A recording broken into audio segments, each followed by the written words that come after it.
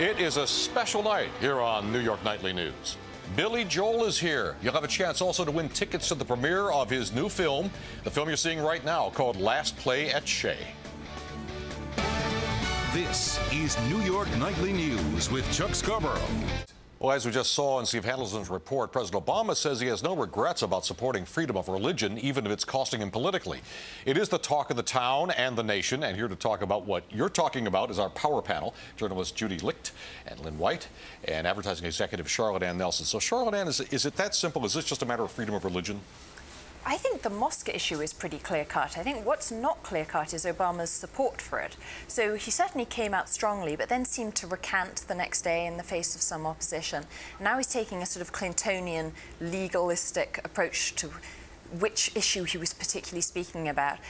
For progressives, this feels like a very clear-cut issue. It's a question of values. It's a question of values under pressure. I'm really disappointed we don't have firm leadership on it in the White House. I don't think there should be firm leadership on this particular issue. I don't think it's a black and white issue. I think most people would agree that legally, according to our Constitution, that of course you have to allow freedom of religion. They have the right to build anything they want wherever they want as far as religious freedoms are concerned.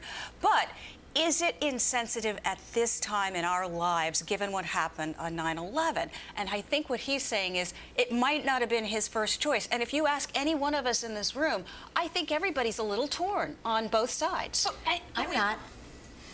I'm not torn at all. I think there's a really clear issue. It is legally, constitutionally right to allow anyone to build anything anywhere. However, there is the issue of sensitivity, of taste. And if I rest my case, that's exactly what I just said. Well, but I don't think that, I don't feel... There are two ways. Everybody feels a little bit one way and a little bit the other way. But I don't feel a little bit. I think that if the purpose of the mosque is to build bridges, which is what they said, build cultural bridges, they should know by now that they're not building bridges, they're building landmines, and that everyone in this country, there's, what is it, 70% of the country is against this. This is not a local issue anymore. 70% of the country also knows that it's in the Constitution. They can legally build there. Also, if you go there, it's not in the line of the center itself, which was supposed to be called the Freedom Tower. It's not there. It's blocks away from it. There's also another mosque 4 blocks away from it. This is New York City. We do have our freedom here, and that's what we cherish.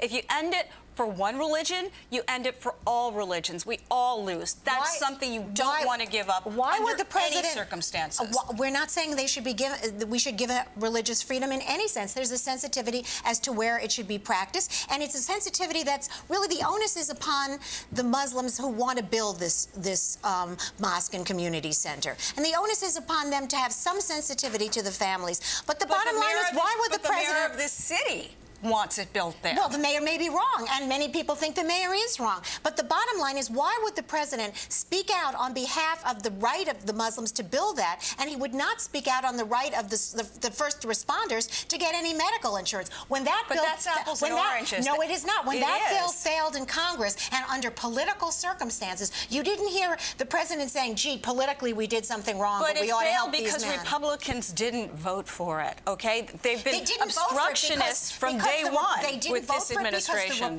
Because the Democrats set it up so that it couldn't be a simple majority vote. It was the way the Democrats set that vote up, which is why it lost. Okay.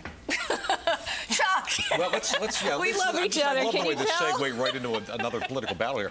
But let's talk about Archbishop Dolan's comments today. He stepped into this controversy over the mosque, and he was, I think, trying to be very, very careful. But he said he used the Carmelite nun analogy at Auschwitz, saying that when the Carmelite nuns wanted to build a facility at Auschwitz, because of the sensitivity of Jewish people who regard that as sacred ground, the Pope ordered it moved. Yeah, but why isn't that an analogous situation?